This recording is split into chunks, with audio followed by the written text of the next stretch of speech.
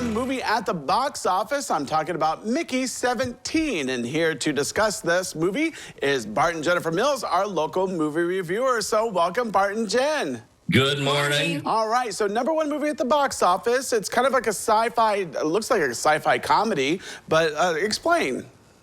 Well, this is Bong Joon-ho's first movie after winning the Oscar for Parasite 3 years ago.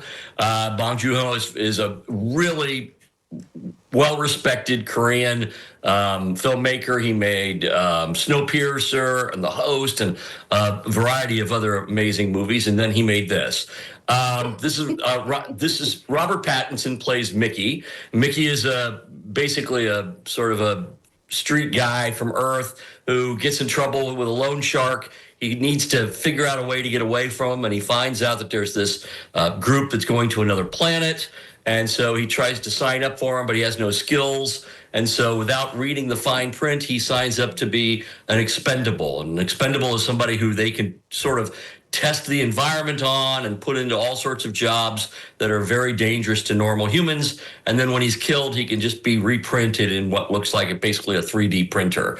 And then he keeps coming back to life. So Mickey 17 is the one that we get to when we first start the movie. And then eventually what happens is everybody thinks he's dead. They reprint him, and then they make Mickey 18, and hijinks ensue. All right, so I'm so glad that you explained that, because I did watch the trailer and I kept thinking, what the heck is going on with this movie? You know, this guy keeps coming back, and I couldn't figure it out, but I'm glad that you explained small bits of it to you. If I let her do it, we'd be here for 40 minutes trying to figure out what the monsters were. So just one of the 4 storylines in this. Yeah. Oh, okay. Now I hear that the cinematography and the acting is absolutely amazing. Is that true?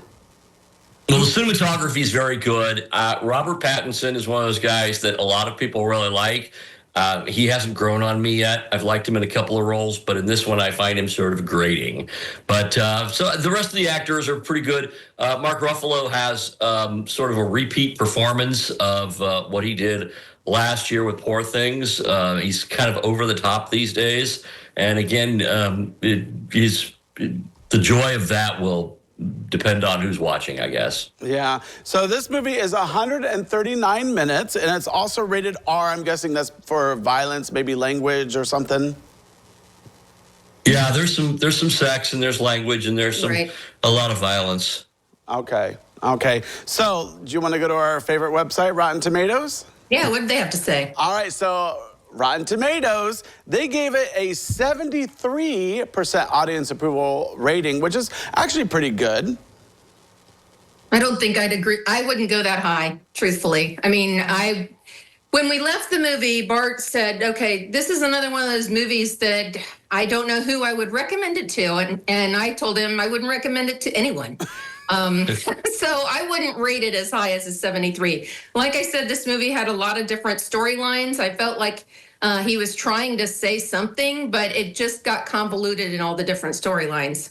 Yeah, so you're saying it's pretty much just a confusing movie, right? Yes. Well, and you know, Bong Joon-ho is, like I said, he's an amazing director, and he's really dealt with, from Snowpiercer to certainly his other movies, he's dealt with this class warfare that he's talking about, and that's what this movie is about. It's about class. He sort of hinges on that, but he's done so in a way that is sometimes really dynamic and sometimes very subtle, like in Parasite. And here, it's very confused. And so I think this is a misfire for a really great director. Yeah, do you think this is #1 at the box office just because it has Robert Pattinson in it?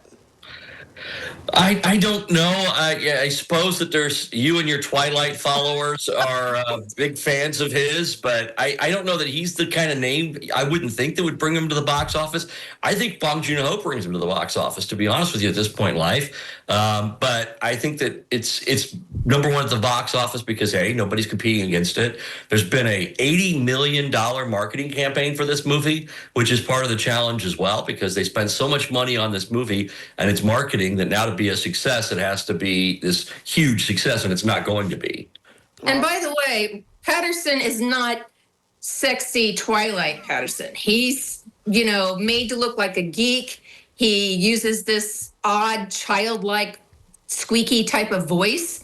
So his character is not someone you would be, physically attracted to. Right. So they based the character off of me, is what you're saying. Yeah, a little bit, yeah.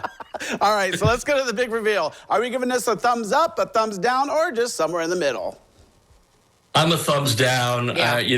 I just don't think this one works. You might see it when it comes out on video out of just curiosity, but go watch Parasite again. It's worth your time. Yeah, All or right. Snowpiercer. Yeah. All right, so big 2 thumbs down for Mickey 17. Well, Bart and Jen, thanks so much for coming out today. Appreciate it.